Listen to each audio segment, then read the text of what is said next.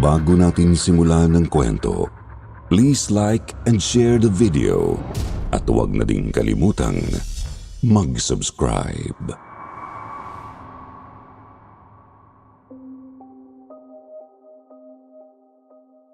Magandang araw sa inyong lahat, Sir Jupiter.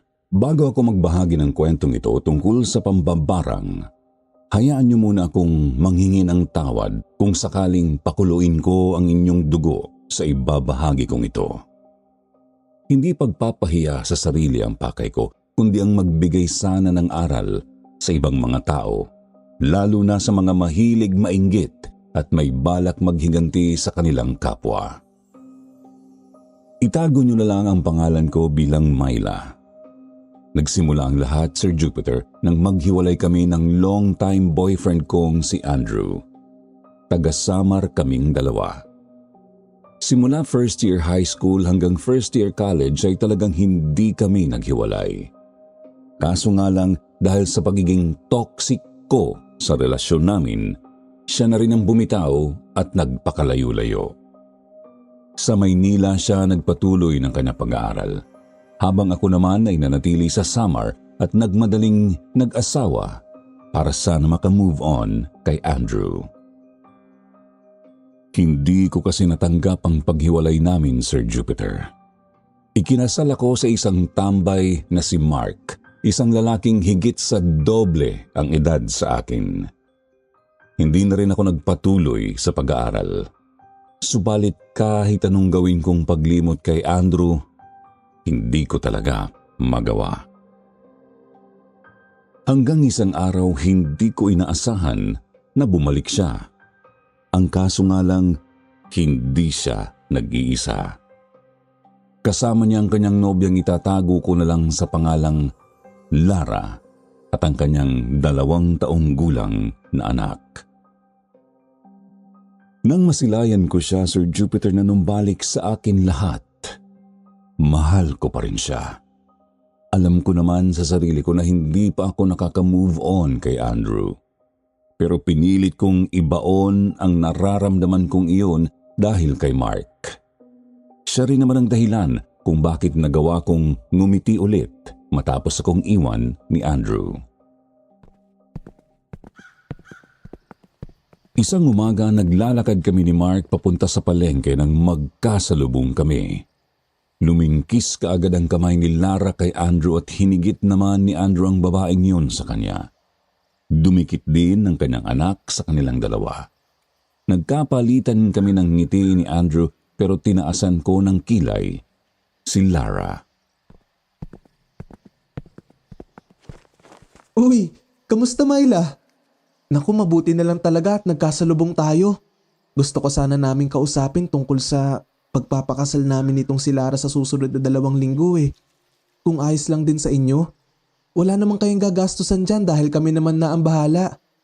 Huwag mo naman sana itong titignan ng masama o anuman. Gusto lang talaga naming andun kayo ng asawa mo. Kasal? Magpapakasal pa lang kayo pero may anak na. Naku naman, napakalaking kamalian bilang halimbawa sa anak nyo. Huwag naman sana kayong tularan. Kawawa siya. Babae pa naman. Dapat inuuna ang simbahan, Andrew. Mabuti na lang talaga at sa akin ka napunta, Myla. Kawawa ka kung bumagsak ka sa lalaking to. Hindi rin naman kasi namin planado talaga ang magkaroon ng anak bago kami ipakasal. Sadyang hindi lang inaasahan na darating nga siya ng maaga sa buhay namin. Ay sus! Dapat kasi nagkokontrol ka sa sarili mo, Andrew.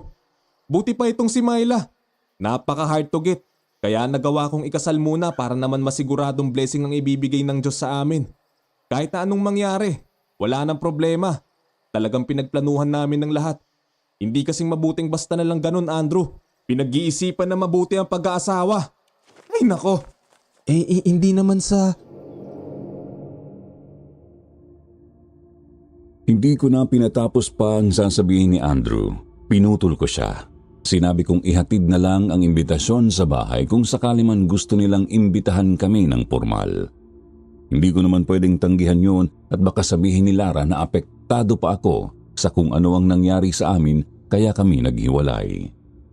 Gusto kong ipakita sa kanya na mas lamang pa rin ako sa kanya kahit anong mangyari. Nasira ang araw ko noon. Hindi ako makapaniwala na talagang gagawin yun ng ex-boyfriend ko. Nasa labas lang ako ng bahay at hindi ko alam kung sinasadya niya ba, Sir Jupiter. Pero nakailang ulit na lumabas-labas ng bahay si Lara at nginingitian ako.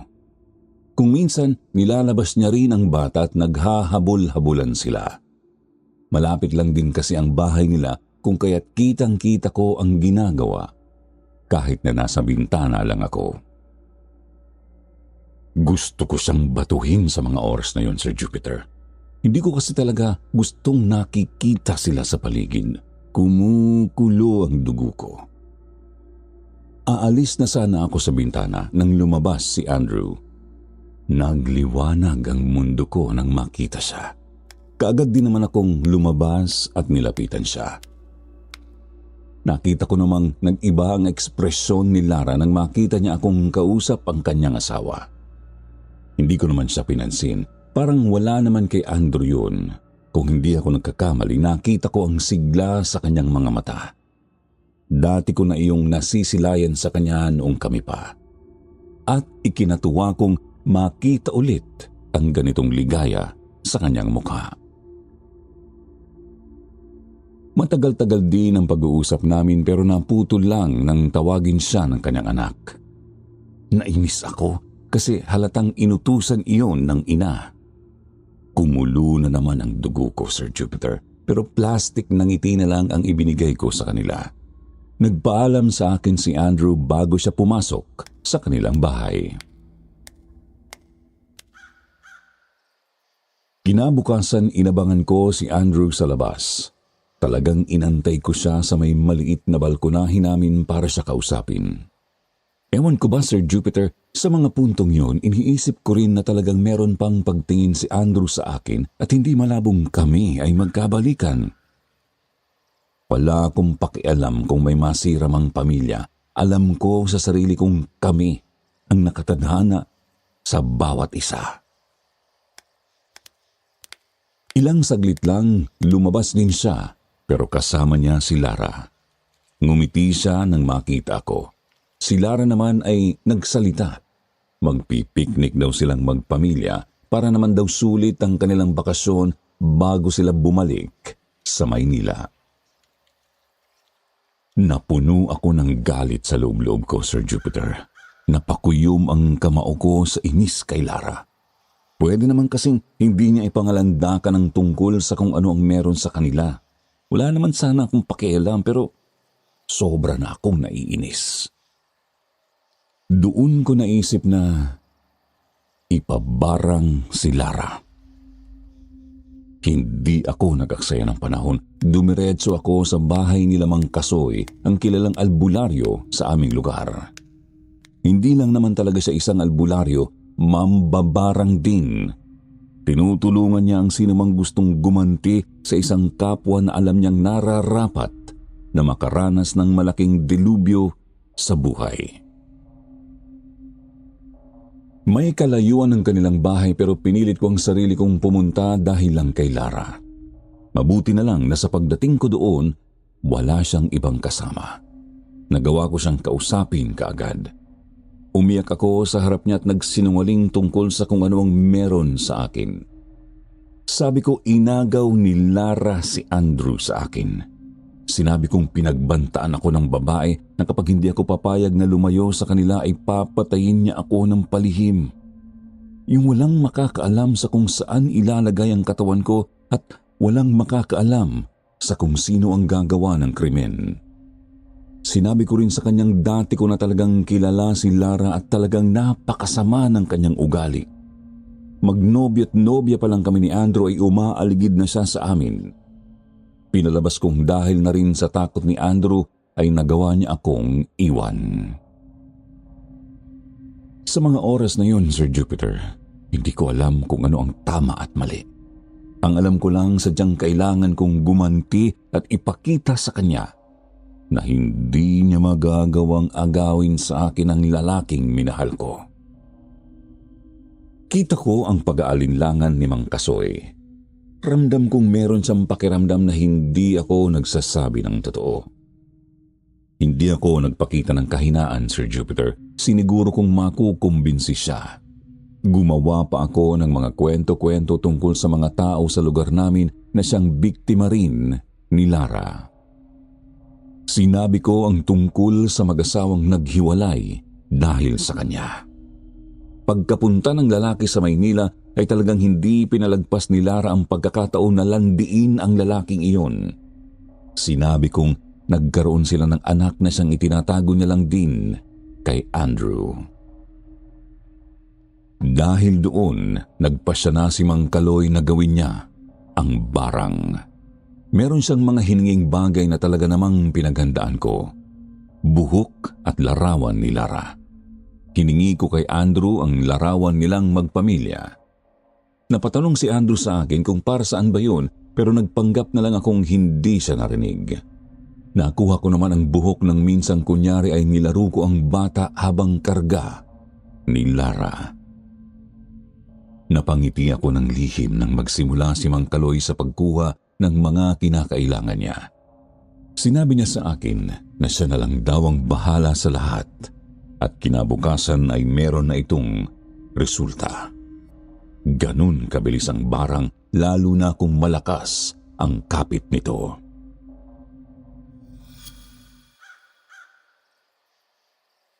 Kinabukasan, nabulabog ang kabahayan ni na Andrew nang marinig ang malakas na palahaw ni Lara. Napangiti ako, Sir Jupiter. Nandun ang sayang nararamdaman dahil sa wakas ay naging matagumpay nga ang plano. Hindi ko pa man nakikita. Alam kong yun na ang simula.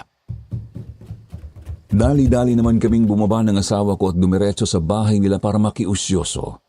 Nakita ko si Andrew sa may labas ng bahay nila namumutla na sa pagkataranta. Mga kapitbahay, tulungan niyo ang asawa ko! Tulungan niyo ang asawa ko! Hindi ko alam kung ano ang nangyayari, pero kinakailangan siyang madala sa ospital sa lalong madaling panahon. Tulungan niyo ako! Tumawag kayo ng motor, o padyak, o kahit ano. Bakit?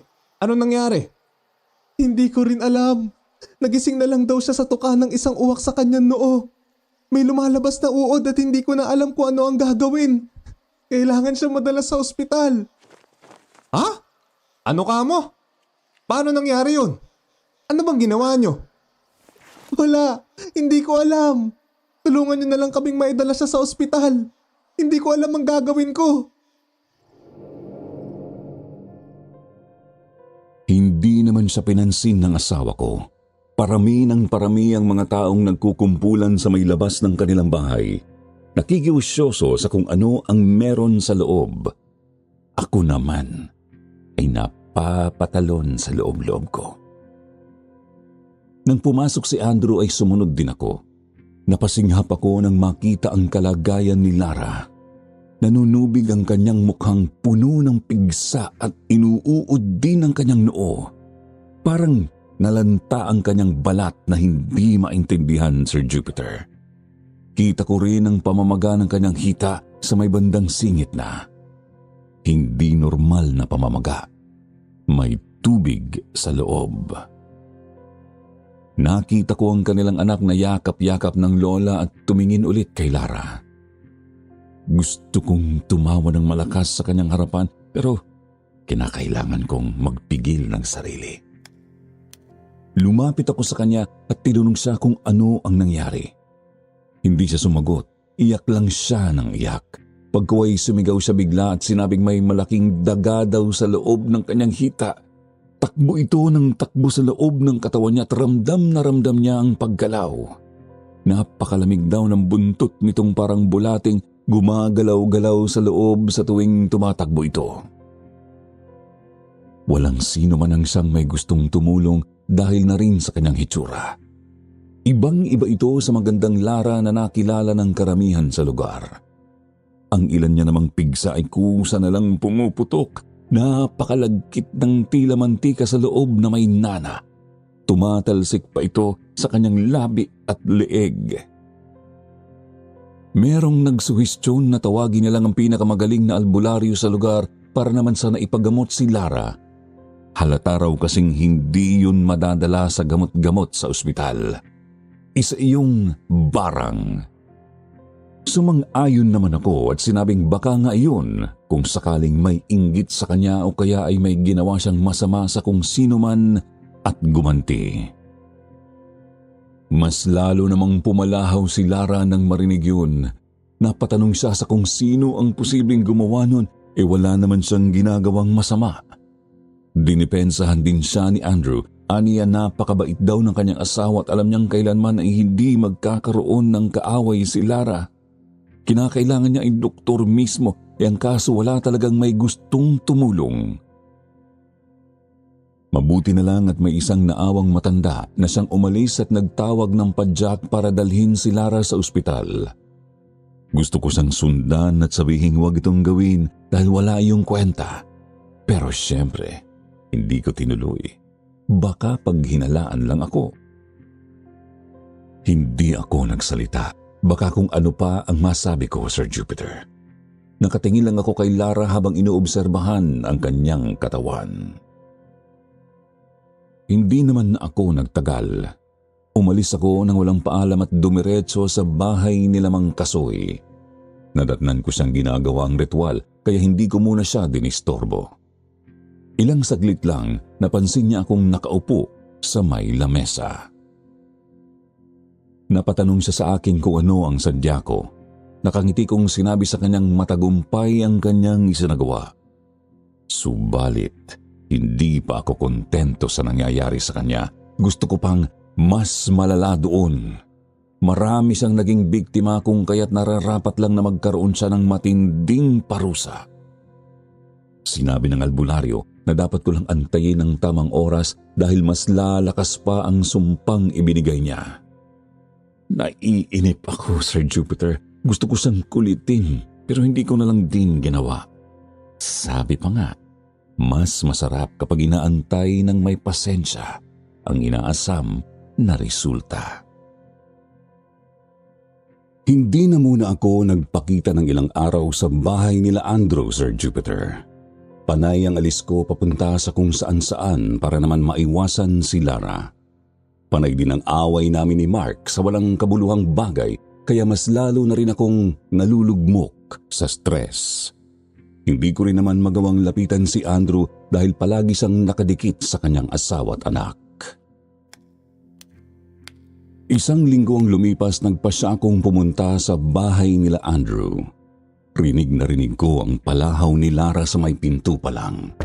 Pagkatapos kong kumatok ng 3 beses, pinagbuksan naman ako ng nanay ni Andrew. Umiti siya nang makita ako pero kita ko ang lungkot sa mga mata niya. Napatanong ako kay tita sa kung ano ang nangyari. Hindi siya sumagot. Dumiretso naman ako sa kinaroroonan ng kwarto nila Lara. Sinadya nilang ilipat siya dahil sa mga taong nakikiusyoso na hindi naman nila kaano-ano. Pagkarating ko doon, laking gulat ko nang makita ang kalagayan ni Lara. Lanta na halos ang kanyang kaliwang hita at namamaga naman ang kabila. Apektado na rin ang isang mata niya na inuuod. Sa totoo lang, Sir Jupiter, nakakadiri ang kanyang hitsura pero pinilit ko pa rin magkunyaring naaawa sa kanyang kalagayan. Hindi naman ako pwedeng matawa. Tinignan na siya ni Mang Kasoy ang pinakamagaling na albularyo dito. Ang kaso, hindi niya raw magagawa ang pagpapagaling kay Lara dahil na rin sa lakas ng kapit ng sumpa sa kanya. Hindi naman kami masyadong naniniwala sa sumpa o barang o kulam, kaya naman dinala namin siya sa ospital. Kailangan pa niya ng maraming test bago makita kung ano ang meron. Ramdam ko ang lungkot ni Andrew. Huminga ako ng malalim at nagkunwaring naaawa sa asawa niya. Akma ko na sanang yayakapin si Andrew nang sumigaw ulit si Lara at sinabi nitong nandun na naman daw ang dagang tumatakbo-takbo sa loob ng kanyang hita. Naiinis ako sa pag-iinarte niya, Sir Jupiter. Lumabas ako at nagmadaling pumunta sa bahay ni Mang Kasoy. Nagdemand ako sa kanyang palalain pa ang sitwasyon. Pinagdiinan kong kinakailangan niyang matikman ang hirap na kanyang ibinigay sa mga babaeng nasaktan dahil sa kanya. Nainis naman sa akin si Mang Kasoy at sinabing wala akong pasensya sa mga bagay.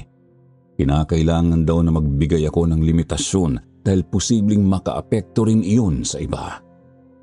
Wala akong pakialam. Sa galit ko ay talagang pinagbantaan ko siyang magsisisi siya kung sakaling hindi gawin ang gusto ko. Hindi nagustuhan ni Mang Kasoy ang mga salita ko kaya naman pinaalis niya ako at sinabihang huwag na akong babalik sa kanya para humingi ng tulong. Bastos na minura ko siya ng ilang beses, Sir Jupiter, bago ako umalis. Yun ang pagkakamali ko, Sir Jupiter. Nagising na lang ako kinabukasan na makating-makati ang bibig ko. Kakaiba ang pakiramdam, mainit at namamaga. Pagkahawak ko naman dito, wala namang kung ano. Napatanong ako sa asawa ko kung ano ang meron sa bibig ko, pero aniya, wala naman daw. Habang lumilipas ang oras, patindi rin ang patindi ang pagkati nito. Hindi ko naman na gustong pansinin pero ang sarap din kasing kamutin. Hindi ko nagawang lumabas ng bahay sa araw na yon, Sir Jupiter, dahil nahihiya ako kakakamot ng bibig ko. Kinabukasan, ramdam ko na ang bigat nito. Hindi ko na maintindihan ang pakiramdam, Sir Jupiter. Mainit na may namumuong lamig. Makati, mahapdi at kung ano-ano pa. Naiiyak na ako sa sobrang inis sa kung anuman ang meron. Hindi ko naman inaasahan ang pagbisita ni Andrew at ng anak niya sa bahay. Narinig ko silang nag-uusap ni Mark sa labas. Hindi kasi namin siya nakita kahapon. May gusto lang sana kaming itanong sa kanya. Ano bang meron sa inyo ni Myla at panay din ang buntot mo sa kanya? May asawa ka na at asawa ko rin si Myla. Ano bang pakialam mo kung hindi mo siya nakitang lumabas kahapon? Hindi naman sa ganun, Mark. May kailangan lang talaga kami ni Mrs. sa kanya. Huwag mo siyang matawag-tawag na Mrs. dahil hindi naman kayo kasal. Umalis ka na! Hindi mo makakausap ang asawa ko dahil hindi mabuti ang kanyang pakiramdam. Nahawaan ng bulok mong kinakasamang babae. Anong ibig mong sabihin? Na paano si Myla? Namamaga ang labi niya at hindi siya makapagsalita na maayos. Huwag na kayong lumapit-lapit sa amin. Dahil baka nasa lahi talaga ng pamilya niyo yan. Nandamay pa kayo ng tao. Alis! Hindi na ako nakatiis, Sir Jupiter. Ang ayaw ko talaga sa lahat ay pinagsasalitaan si Andrew ng kung ano-ano tungkol sa mga bagay na wala naman siyang alam. Pagkalabas ko, nagkatinginan kami ni Andrew. Nagulat siya sa itsura ko. Namagana kasi ng tuluyan ang labi ko. Parang kinagat ng malaking bubuyog. Sobrang bigat talaga sa pakiramdam, Sir Jupiter. Hindi ko na nga rin magawang makapagsalita dahil natatabunan na ang pang-ibabang labi ko. Napaiyak na lang ako sa hiya, galit at awa sa sarili. Napatanong sa akin si Andrew kung ano ba ang nangyari. Umiling ako, pati ako ay hindi ko rin alam kung bakit nangyari yun sa akin, pero may pakiramdam akong si Mang Kasoy ang siyang may gawa nun. Hindi naman na nagtagal pa si Andrew sa bahay dahil nakikipag-away na talaga si Mark sa kanya. Bumalik na lang din ako sa kwarto. Gustuhin ko mang kumain pero hindi ko rin magawang ibuka ng maayos ang bibig ko. Kapag ginagalaw ko naman ay sobrang hapdi. Makati rin. Sa sumunod na araw, mas lumala pang sitwasyon ko, Sir Jupiter. Pagkagising ko, bumungad sa akin ang malaking itim na pusa na kinakain ang isa kong paa. Tinapik-tapik ko si Mark na nasa tabi ko at itinuro ko ang hayop, kaso pagkatingin niya, nawala ito. Nagulat kami pareho nang makitang naaagnas na ang hintuturo ng paa ko na siyang kinakain kanina ng pusa. May maliliit na uod na lumalabas dito at dumudugo rin. Napakasangsang pa ng amoy kapag ginagalaw. Napaiyak ako sa galit at sakit. Gusto kong puntahan si Mang Kasoy at sumbatan siya sa kanyang ginawa sa akin, pero hindi ko naman magawa yun. Pansin ko ring hindi ko na magalaw ng maayos ang hita ko. Nagalit sa akin si Mark at sinabi niyang iiwan niya ako kung maging pabigat pa ako lalo sa kanya. Dahil ma-pride akong babae at talagang ayokong magpakita ng kahinaan, sinamaan ko siya ng tingin at pinaramdam sa kanyang hindi ko kinakailangan ng isang tulad niya. Subalit hindi niya naman ginawa. Alam niya sa sariling obligasyon at responsibilidad niyang alagaan ako dahil asawa niya ako.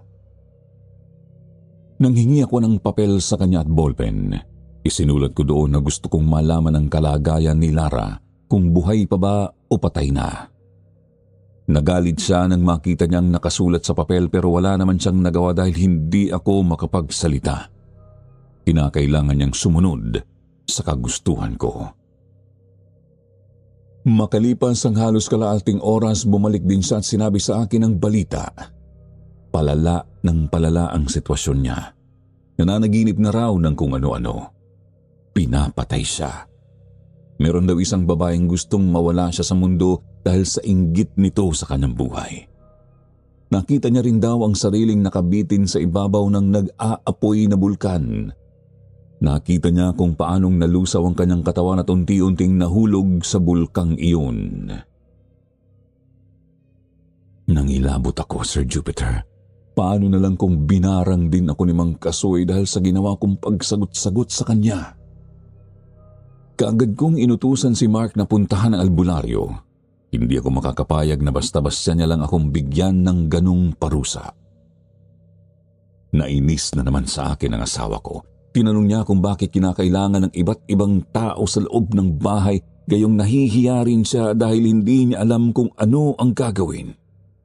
Wala rin daw siyang sapat na pera na pang-ospital ko. Hindi ko siya pinansin. Pinilit kong puntahan niya si Mang Kasoy dahil kinakailangan ko talagang marinig ang kasagutan niya tungkol sa nangyayari sa akin. Wala naman siyang nagawa at ginawa niya kaagad ang kagustuhan ko.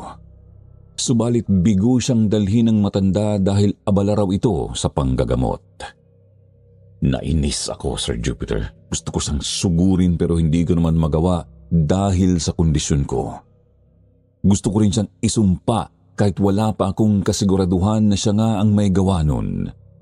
Wala naman din kasing ibang pwedeng sisihin kundi siya lang o kaya naman si Lara.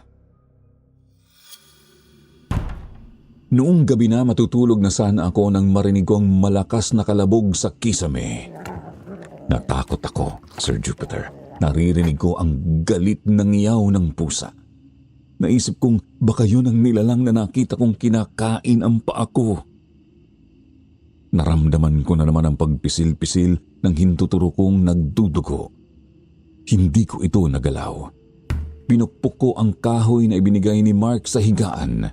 Para yun sa pagtawag ko sa kanya kung sakaling may kailangan ako.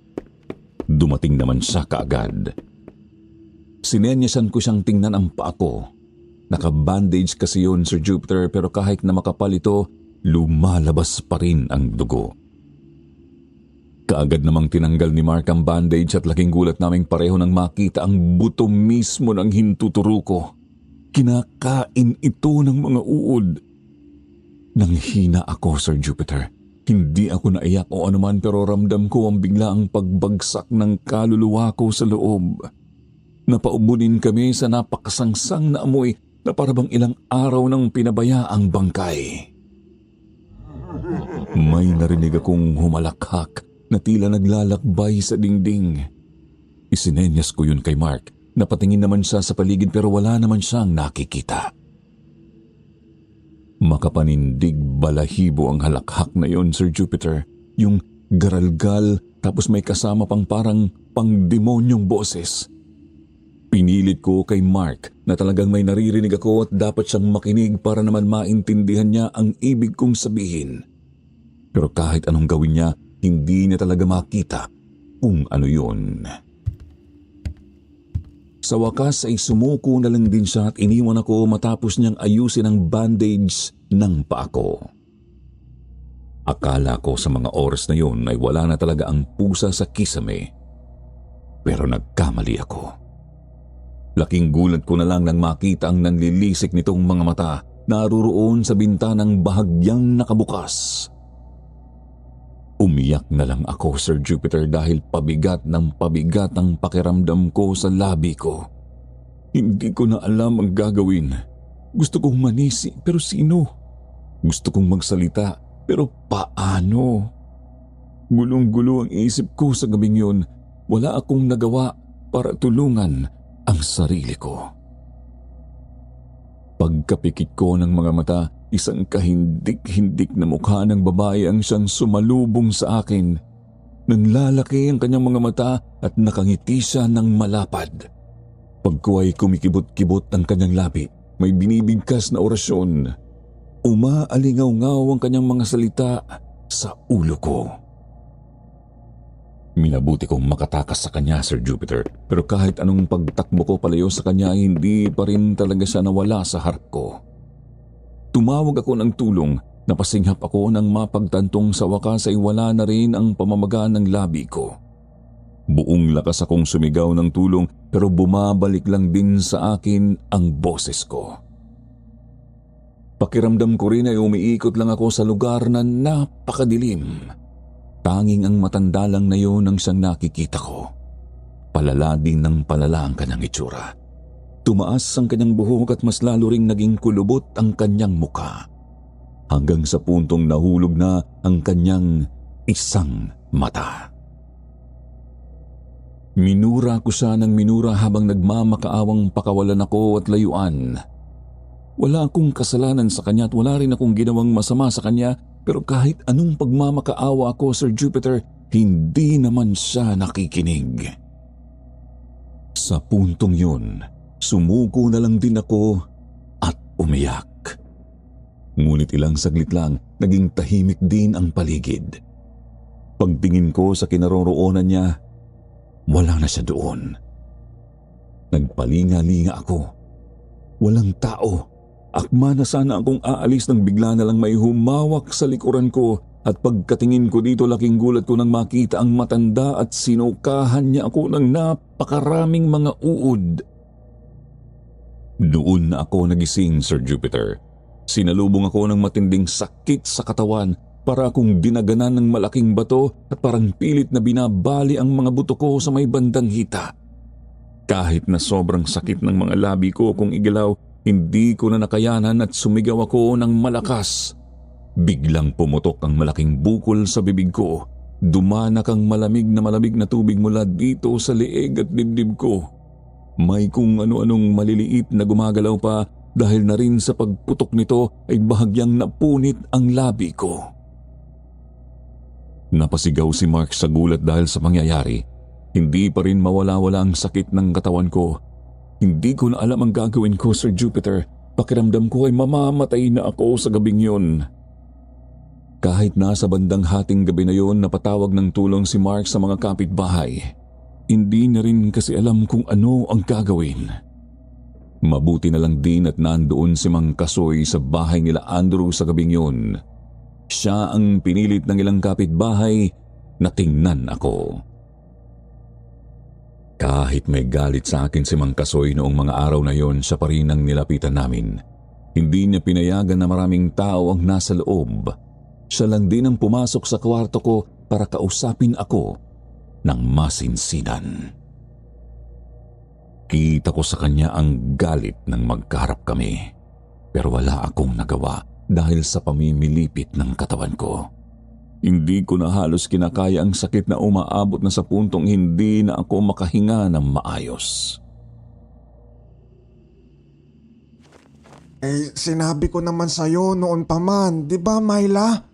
Na mas malakas ang kapit ng isang barang kapag bumaliktad ito sa kung sino man na may kagustuhang gawin ito. Pero sobrang tigas naman ng ulo mo. Hindi ka nakinig dahil puro galit ang nasa loob mo. Hindi ko naman sana gagawin yon dahil naaawa ako sa'yo. Ngunit pinagsisihan ko lang din ang lahat nang tawagin ako ni na Andrew para magpagamot.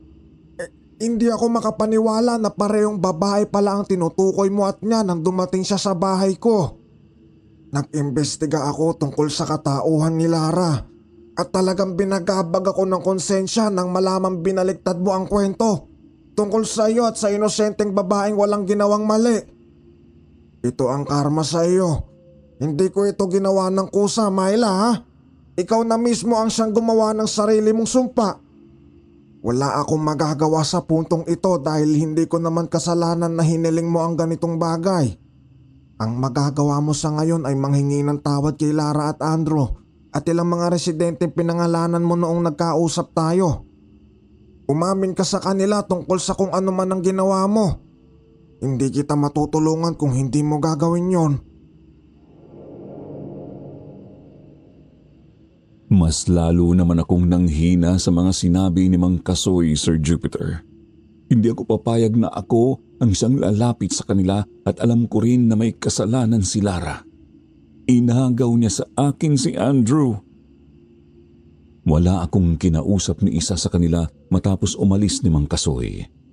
Patindi naman ang patindi ang sakit pero tiniis ko na lang din yon at inantay ang kamatayan kaysa naman iharap ko ang mukha ko sa kanila, Sir Jupiter. Sila ang may kasalanan sa akin, lalo na si Lara. Hindi ko basta-basta bibitawan ang pagpapatawad hanggat hindi rin sila nang hihingi ng tawad sa akin. Pagsapit ng gabi, nandun na naman ang nakakapraning na pagngiyaw ng pusa. Pilit na rin nilang sinisira ang kisame. Sa takot ko, sinabi ko kay Mark na umalis na lang din kami sa gabing iyon pero hindi siya pumayag. Lumabas siya para tingnan kung ano ang meron sa kisame. Wala naman daw siyang nakitang kung ano doon, yun ay patuloy ko pa rin naririnig ang pagngiyaw ng mga ito. Pagkatingin ko na naman sa bintana, nandun na naman ang nanlilisik na mga mata ng mga pusa. Kaya pinasara ko kay Mark. Ngunit pagkatingin ko na naman sa may pinto, nandun ulit ito. Sa kahit anong sulok na may maliit na butas, nakikita ko ang mukha ng pusang itim. Sumigaw ako at nang makaawang tigilan ako. Hindi ko alam kung paano patatahimikin ang sarili sa mga oras na yun. Sinabihan pa ako ni Mark na masyado lang akong nababaliw tungkol sa pangyayari. Hindi na rin ako tinigilan pa ng matanda sa panaginip ko. Nakita ko rin ang sariling nakabitin sa isang malaking kawa ng apoy, nakagapos ang mga kamay at paa ko. May ahas din na nakabusal sa bibig ko. Puro lang ako iyak habang pahigpit ang pagpulupot ng ahas sa bibig ko, Sir Jupiter. Pagkuway, nakita ko rin ang mukha ni Mang Kasoy. Humahalakhak siya na parabang nasisiyahan siya kung anuman ang hinaharap ko. Gusto kong sumigaw at magmakaawa ulit sa kanya pero wala naman siyang ginawa para marinig ako.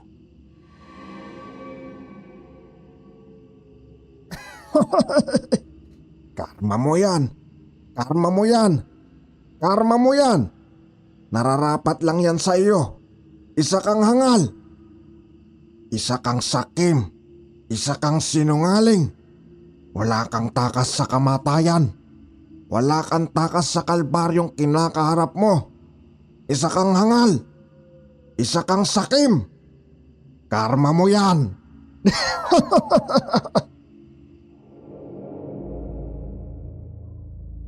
Paulit-ulit niyang sinabi yun ng ilang beses. Narindi na ako halos sa boses niya pero wala naman din akong nagawa. Hindi ko magalaw ang katawan ko at hindi rin makapagsalita. Humingi na rin ako ng tawad sa Diyos, Sir Jupiter, pero wala pa rin. Nabigla na lang ako nang maramdaman ang pag-crack ng pangako. Nahiwalay ito sa bibig ko. Gusto ng katawan kong mamilipit pero hindi ito nakagalaw. Ilang saglit pa'y lumuwag-luwag ang pagpulupot ng ahas sa akin at humarap naman ito sa akin. Nabigla na lang din ako nang pumasok sa bibig ko at kinagat ang dila ko. Napapikit ako sa sobrang sakit. Naramdaman ko talaga ang pamamanhid ng lalamunan ko doon. Ilang sandali pa ay tuluyan na akong nawalan ng malay. Pagkagising ko, Wala na akong lakas, Sir Jupiter. Halos hindi ko na nga rin magalaw ang ulo ko. Pakabigat ng katawan ko, may pamamanhin din akong naramdaman. Nahihilo ako ng sobra at napakalabo ng paligid. Nang magising si Mark, sinabi niya sa akin ang mas lalong nakapagpahina sa akin na balita. Namagana raw ng sobra ang paa ko at pumutok daw ito. Naapektuhan na rin ang ilang bahagi ng mga daliri ko sa paa. Naaagnas na rin. Bumalik din ang pamamaga ng labi ko. Hindi ko naman maramdaman kung ano man ang meron. Hindi ko alam kung bakit, basta wala akong nararamdaman na kung ano sa puntong yun. Iyak na lang ang nagawa ko, Sir Jupiter. Walang salita, walang kung ano na paggalaw. Hindi na naman ako nakabalik sa pagkain dahil doon.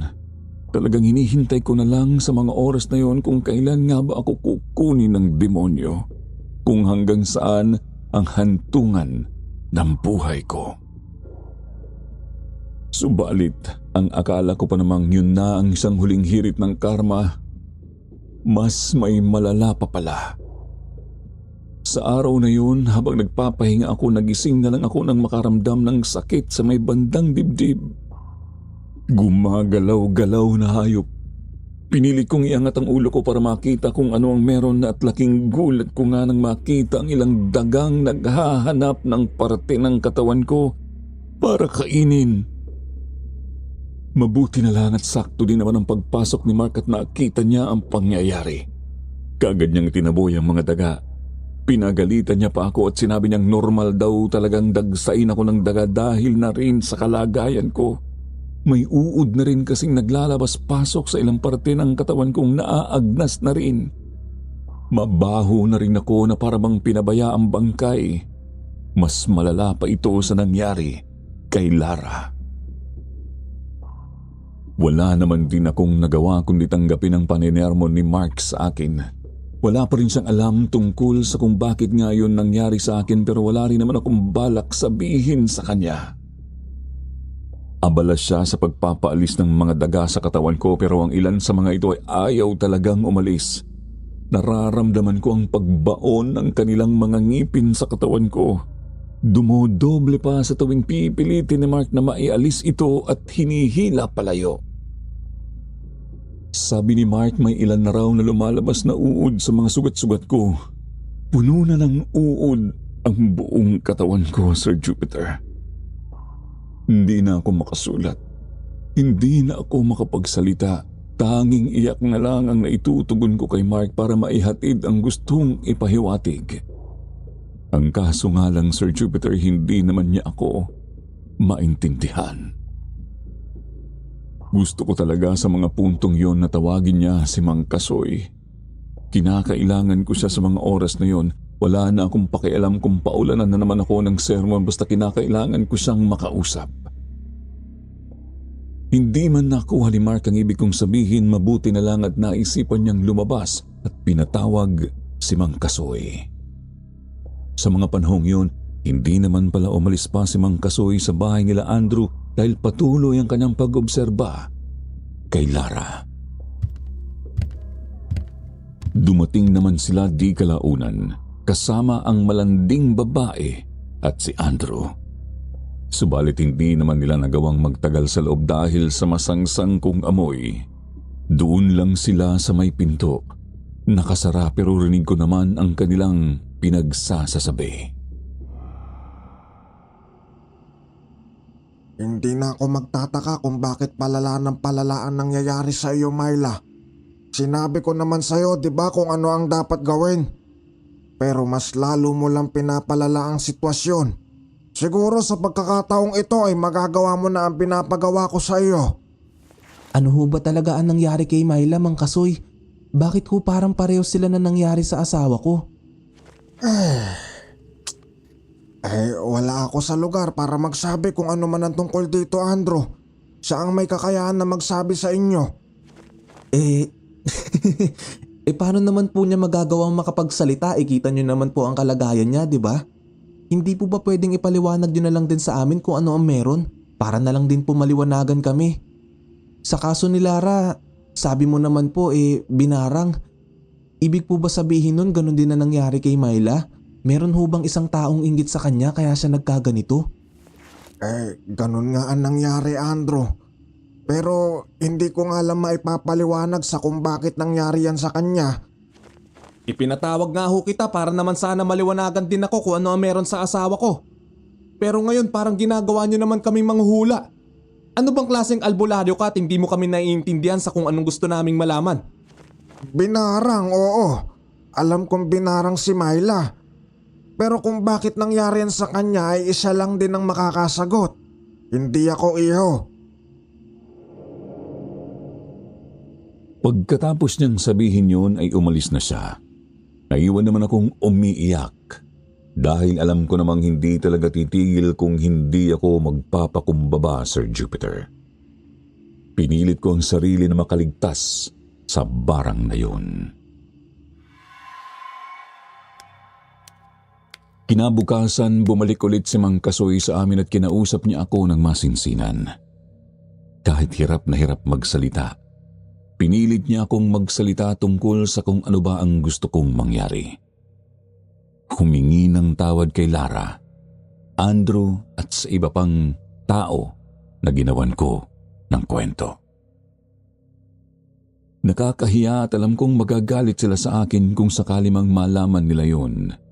Subalit yun lang talaga ang paraan para makaraos na ako sa kung anuman ang meron sa akin. Kailangan kong magsalita at maipagtapat sa kanilang lahat-lahat. Yun lang ang tanging paraan para matanggal ni Mang Kasoy ang barang na kumapit sa akin. Mismo ang matanda na rin ang gumawa ng paraan para mapalapit ako sa mga taong yun. Ngunit bigo naman akong nakitang kanilang mga mukha sa loob ng ilang araw. Kaya naman hindi siya makagawa basta ng hakbang. Habang patagal ng patagal, pabaon ng pabaon lalo ang nangyayari. Hindi magawang mataboy ni Mark ang mga dagang nakapalibot sa akin at kinakain ang balat ko at maya't maya rin ang paglabas ng mga uod sa katawan ko. Masasabi kong isang mirakulo ang magpapagaling sa akin, Sir Jupiter. Tanging Diyos na lang talaga ang siyang makagagawa ng paraan para maibalik sa normal ang dati kong katawan. Panay pa rin ang tanong ni Mark sa akin kung ano ba talaga ang meron pero hindi ko naman siya masagot-sagot. Hindi ko rin maikwento sa kanyang kahindik-hindik na mga bangungot sa tuwing matutulog ako. Isipin niyo na lang, Sir Jupiter, yung tipong hinahabol ka ng isang nilalang na sobrang nakakatakot at walang ibang pakay kundi ang patayin ka. Tapos pagkagising mo, bubungad na lang bigla ang mga imaheng sa tingin mo ay demonyo pero hindi ka makasigaw. Nandun din ang pakiramdam na gusto mong paalisin ang mga daga na sarap sa balat mo pero hindi mo magawang itaboy. Ang tanging nagagawa ko na lang talaga noon ay ang umiyak at magdasal sa isip. Sana may magawa ang asawa ko para itaboy ang mga nilalang na walang ibang intensyon kundi dalhin ang kaluluwa ko sa impyerno. Isang umaga, nagising na lang ako sa pagyugyug ni Mark. Sabi niya may ilan daw akong mga bisita na gusto akong makita. Nabuhayan ako ng loob, Sir Jupiter. Ang mga taong yun ay ang siyang pag-asang mabuhay ako ulit at makapagsimula ng normal. Ang kaso nga lang hindi talaga nila magawang makapasok sa loob dahil sa masangsang na amoy. Hindi rin naman ako makapagsalita at makapagsulat. Hindi ko alam kung paano. Gusto kong magalit kay Mang Kasoy dahil hindi niya naman ako tinulungan na makapagsalita ng maayos. Hindi ako makapagsalita para makahingi ng tawad sa kanila. Kaya naman walang nagawa ang mga ito kundi pumasok isa-isa ng nakasuot ng makapal na mask. Nasuka ang isa dahil sa nakita niyang mga uod sa katawan ko. Halos agnas na rin daw ang katawan ko, sabi ni Mark. Dagdag pang hindi rin ako makakain kaya mukha na akong bangkay. Hindi ko napapangalanan ang babaeng yun, Sir Jupiter, pero humingi ako ng tawad sa kanya. Pilit ang pagsasalita kahit hindi ko naman kaya. Tangulang ang kanyang sinagot bago lumabas. Sumunod naman si Lara. Nanghingi ako ng tawad sa kanya ng ilang ulit hanggang sa mapaiyak ako. Gusto kong lumuhod sa harap niya o kaya naman ay halikan ng mga paa para lang mapatunayan na sincero talaga ang paghingi ko ng tawad.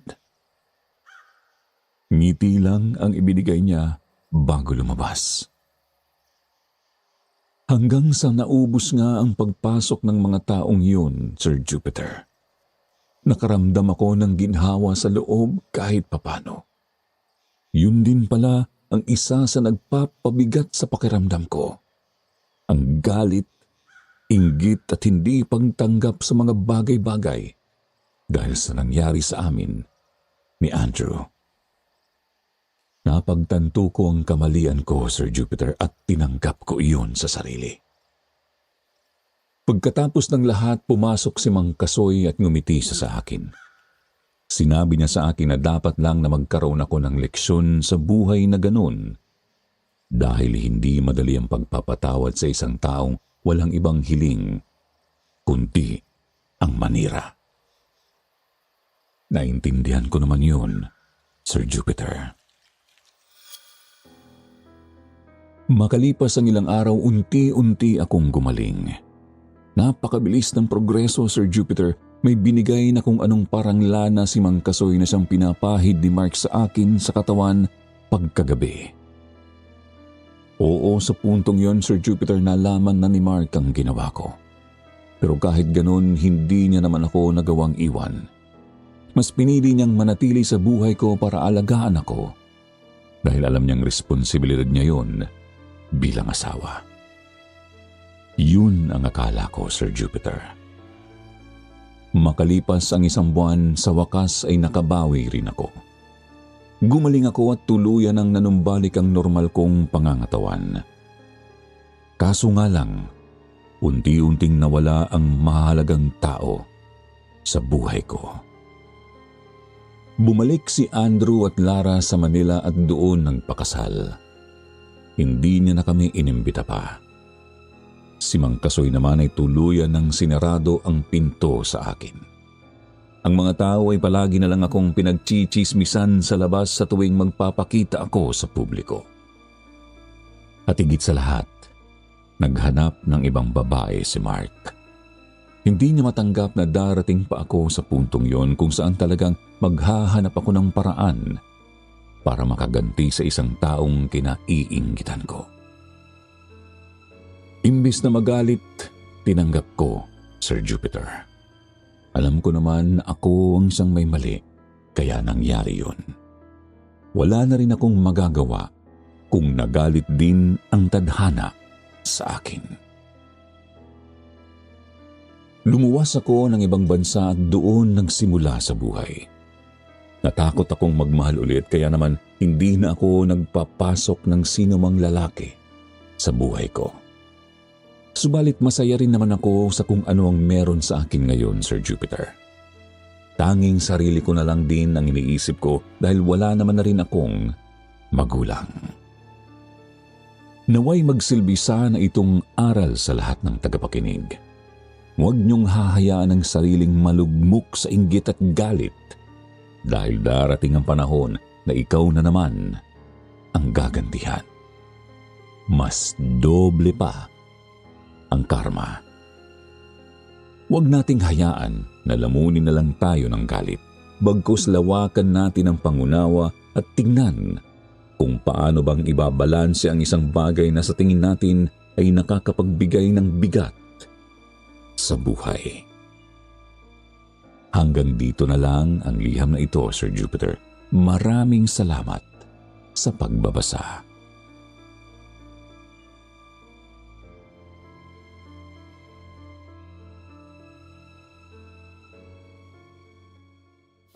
Mula sa mabigat at malungkot, magaan naman at magbigay ng ngiti sa inyo sa pamamagitan ng ating shoutout portion. Shoutout kay Teresita Mondoy, Ranbel Fernando, Marita Bata, Rainier Basiliote. Shoutout din kay Jeneline ng Pangasinan, Edwin Villaluna, Bing Senosin, Kit Gomez at Rabanal, Niña May. Special shoutout naman kay Miss Lady Lou Morales. Salamat sa iyong pagka-adik sa aming channel. Sa mga hindi pa nabanggit, sa susunod, kayo naman. Huwag pong kalimutang mag-reply sa ating shoutout box na sa comment section para ma-shoutout din ang inyong mga pangalan. Muli po mula sa bumubuo ng kwentong Takip Silim, Sitio Pangil at Sitio Bangungot. Ito ang inyong lingkod, Jupiter Torres, nagpapasalamat.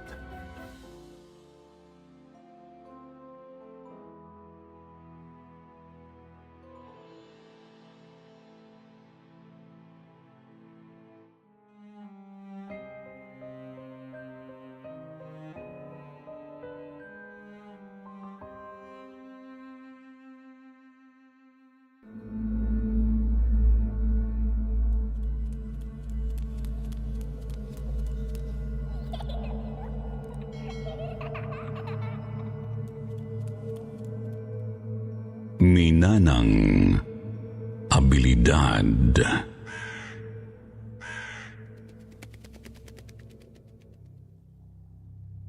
Bago po ang lahat, gusto ko lang sana kayong tanungin. Naniniwala po ba kayo na may mga tao talagang nakakakita at nakakaramdam ng mga bagay na mahirap paniwalaan? Tulad ng mga multo at iba pang entities na nananahan dito sa mundo. Ako nga po pala si Sofia. I'm 33 years old at nagtatrabaho po ako bilang IT sa isang maliit na kumpanya sa Maynila. Ang totoo po ay parehong Bicolano ang mga magulang ko. Pero dahil dito na sila nagkakilala ay dito na rin nila naisipang mamuhay at palakihin kaming magkakapatid. Bata pa lang po ako, alam ko nang may kakaiba sa pagkatao ko. Lalo na at aware din naman ako na yung mga relatives namin sa side ni Papa ay kapareho kong bukas ang tinatawag na sixth sense. Halos lahat po sila mula sa mga lolo't lola ko hanggang sa mga tito't tita, pati na rin sa mga pinsan, ay pare-parehong may mga minanang abilidad mula pa raw sa mga ninuno namin. In short, nakakakita ho ako ng mga multo.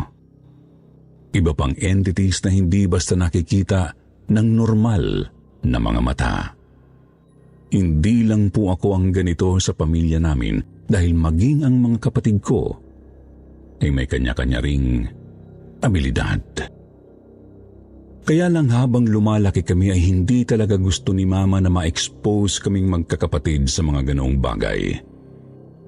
Malaki kasi ang pagkakaiba ng kinalakan niyang paniniwala sa paniniwalang kinalakan naman ni Papa.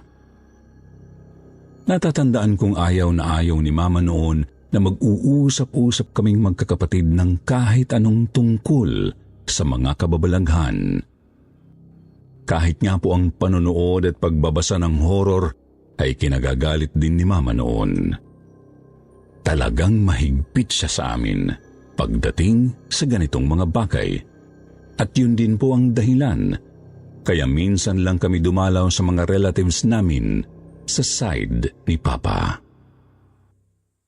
Ganoon pa man dahil sa mga kakaiba at nakakatakot na experiences ko simula pagkabata, nang tumungtong ako sa edad na 20 years old, ay hindi ko na napigilan pa ang sarili ko na maghanap ng mga posibleng sagot sa napakaraming mga katanungang tumatakbo noon sa isip ko hanggang sa isang araw ay natagpuan ko na lang ang sarili ko na sumasali sa isang grupo ng mga taong katulad ko raw ay may kakaibang abilidad ding taglay.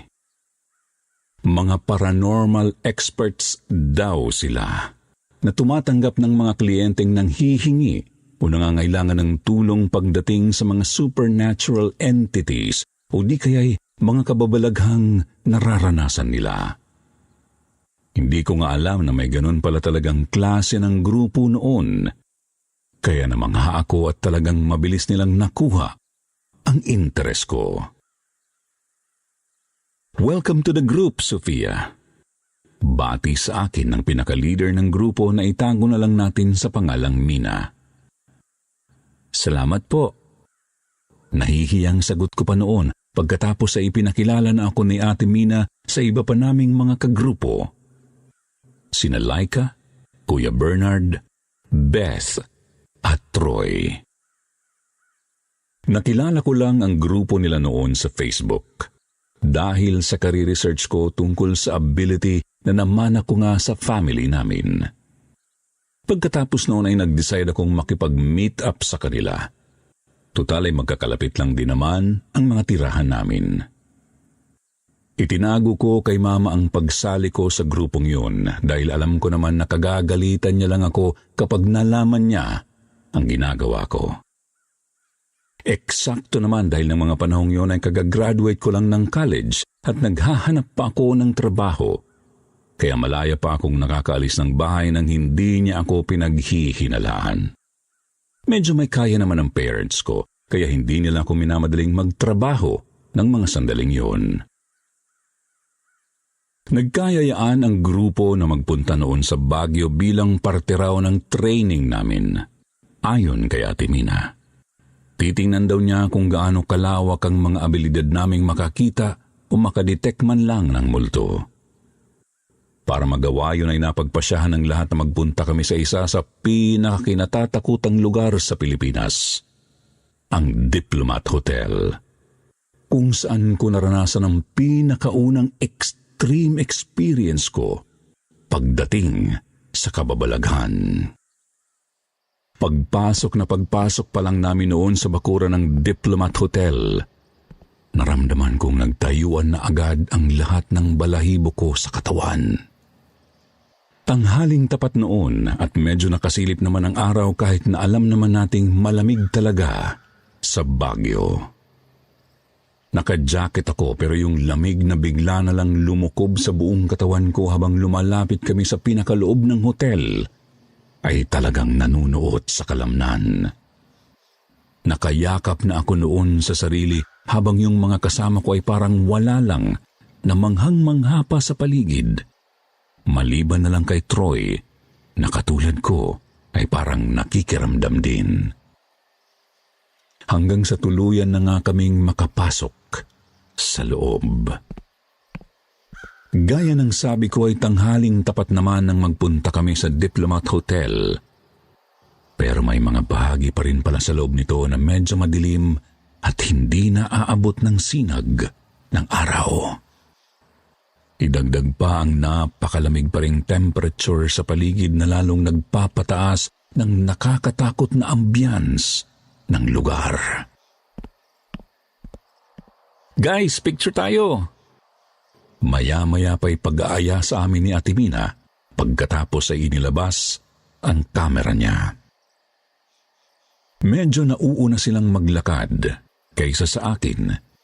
Kaya akmang tatakbo na sana ako papalapit sa kanila pero napahinto ako habang nanlalaki ang mga matang napatitig sa babaeng bigla na lang sumulpot sa tabi ni Ate Mina. Matangkad ang babae, maputla ang kanyang balat, mahaba at itim na itim ang buhok pero malabo at parang hindi maaninag ang mukha niya. Ganoon pa man, base sa pwesto ng mukha niya ay alam kong sa akin siya nakaharap. Para bang alam niya na nakikita ko siya. Nanigas ako noon sa kinatatayuan ko kaya't kahit na gusto kong tumakbo palabas ay hindi ko magawa. Hanggang sa napansin na ni Ate Mina na hindi ako gumagalaw. Hoy, Sofia, ayos ka lang? Tanong niya sa akin nang makalapit siya sa pwesto ko. Nagtaka pa ako noon dahil sa isip-isip ko, dapat ay nakikita o nararamdaman din ni Ate Mina ang nakikita ko ng mga sandaling yun kung talagang pare-pareho kaming may abilidad. Hindi Hindi niyo ba nakikita yung babae sa bintana? Yung babaeng walang mukha? Nanginginig namang sagot ko nang hindi pa rin inaalis ang tingin ko sa babae. Nagkunutan ang mga noo ng kasama ko. Pagkatapos ay nagtinginan pa sila. Wala raw silang nakikita o nararamdaman sa lugar, sabi nila. Maya-maya pa halos mabingi ako dahil bigla na lang may tumawa ng malakas doon mismo sa kanang tenga ko. Nang lingunin ko ito ay nakakita man ako ng isa pang babae na may nakakatakot na mukha. Nakangisi siya sa akin at nakikita ko ang nangingitim niyang mga labi at gilagid. Pagkatapos ay nanlalaki rin ang mga mata niya na parang luluwa na. Bumubuka ang bibig nito na parang may sinasabi pero kakaunti lang ang naiintindihan kong sinabi nito sa akin. Sinungaling yung mga kasama mo. Hindi sila katulad mo. Hindi nila kami nakikita. Ikaw lang ang nakakakita sa amin. Sabi nito habang patuloy pa ring humahalakak. Hindi nagtagal ay napakarami ko nang naririnig na ingay sa paligid kahit na halos kami-kami lang naman ang naroon. May tumatawa, umiiyak, sumisigaw, nagsasalita at kung ano-ano pa. Simula pagkabata ay nakakakita naman na ako ng mga kaluluwa pero ngayon lang ako naka-encounter ng isang lugar na talagang may ganoon karaming entities. Talaga palang pinamumugaran ang Diplomat Hotel. Tulad ng mga sinasabi ng iba na dati, akala ko'y gawa-gawa lang ng mga namamahala ng lugar para pagkakitaan. Yung babaeng walang mukha na nakatayo kanina sa may bintana ay nakita kong tumalon mula roon. Napasigaw pa ako pero lalong kumirot ang tenga ko hanggang sa maramdaman ko na lang na may mainit na likidong tumutulo mula roon. Hala, Sofia, dumudugo ang tenga mo. Sigaw ni Kuya Bernard sa akin kaya lalo akong natakot. Nang mga sandaling yun ay natakot na rin ang mga kasama ko lalo na nang sabihin ko sa kanila na napakarami ko na rin nakikita sa paligid. May bata, matanda, teenager, babae at lalaki, may galit, masaya, umiiyak at nawawalang mga entity akong nakikita at halos punuin na nila ang buong ground floor ng Diplomat Hotel. Para bang nagtipon-tipon silang lahat doon dahil alam nilang nakikita ko sila. Isa-isa ko pang ang inilarawan noon sa mga kasama ko ang hitsura ng mga nakikita ko kaya naman maging sila ay hindi na alam ang gagawin. Kitang-kita ko ang takot sa mga hitsura nila na parabang ito ang unang beses na maka-experience sila ng tunay na kababalaghan sa buhay nila. Gusto na namin noong lumawas ng hotel pero para kaming mga napako sa kinatatayuan namin dahil sa takot. Totoo palang hindi ka agad makakagalaw kapag nasa ganoon kang sitwasyon. Totoo pala yung mga nakikita nating scenes sa mga pelikula na madalas pa nga ay kinaiinisan natin. May nakita akong maitim na nilalang na nakatayo ng pabaliktad sa may ulunan ko. May mga lumulutang sa ere at iniikutan kami. May nakita pa akong parang pari na hawak ang ulo niya at mga babaeng nakasuot ng pangmadre. Sari-saring tanawin ang nakita ko ng mga sandaling yun na parabang nasa loob lang ako ng isang masamang panaginip. Akala ko pa naman noon ay mararanasan naming lahat yun ng sama-sama pero nagkamali pala ako. Ako lang pala kasi ang nakakakita sa kanila. Mga peke pala sina Ate Mina at iba pang kasali sa grupo namin, maliban na lang kay Troy. Umiiyak na kasi ako noon sa sobrang takot. Pinipilit kong labanan yun dahil sabi sa akin ng lola ko ay lalo raw akong mapapahamak kapag pinangunahan ako ng kaduwagan. Mas naaakit daw kasi talaga ang mga entities sa negative vibes ng tao at para kang nagsisilbing magnet na humihila sa kanila lalo kapag ganoon ang nararamdaman mo. Kaya naman kahit na masuka-suka na ako habang iniikutan ako ng isang lalaking multo na dumudugo ang buong katawan dahil animo siya ay binalatan, ay pinilit ko pa ring magdasal. Nagtakbuhan na noon palabas ng lugar sina Ate Mina at iba ko pang mga kasama kaya naman naiwan na talaga akong napako sa kinatatayuan ko. Habang nakapikit ako ng mariin ay naramdaman kong biglang may humawak sa kamay ko na nagpaigtad sa akin. Talagang grabe ang takot ko noon at handa na sana akong tumakbo nang marinig ko siyang nagsalita. "Sandali lang, Sofia, si Troy ito," sabi niya, kaya napamulat ako. Hindi binitawan ni Troy ang kamay ko, bagkus ay pumikit din siya at nagsimulang magsambit ng mga hindi ko maintindihang kataga. "Troy, anong ginagawa mo?" Tanong ko sa kanya, pero hindi siya sumagot. Patuloy lang siyang bumubulong ng mga salitang siya lang ang nakakaintindi. Kukulitin ko pa sana si Troy noon kaya lang bigla na lang inilapit sa akin ng isang matandang kaluluwa ang mukha niyang may naaagnas ng balat. Umalingasaw yung mabahong amoy niya na halos magpabaligtad talaga sa sikmura ko kaya muntik na akong mapabitiw sa kamay ni Troy. Pero bago pa yun mangyari ay hinigpitan na ni Troy ang pagkakahawak niya sa kamay ko. "Huwag kang bumitiw, Sofia. Pumikit ka lang din at magdasal," sabi niya sa akin, kaya sinunod ko na lang siya. Siguro ay tumagal kami ng ilang minuto sa ganoong pwesto hanggang sa bigla na lang huminto si Troy sa pagdarasal. "Sofia, okay na. Wala na sila," sabi niya sa akin sabay kalabit sa kamay ko. Unti-unti na akong nagmulat ng mga mata. Paglingon ko sa paligid, totoong wala na nga sila. "Nakikita mo rin sila, Troy?" Takang tanong ko kay Troy dahil siya lang ang bukod tanging katulad kong nakaalam na napapaligiran na kami ng iba't ibang klaseng multo kanina. Pero umiling si Troy.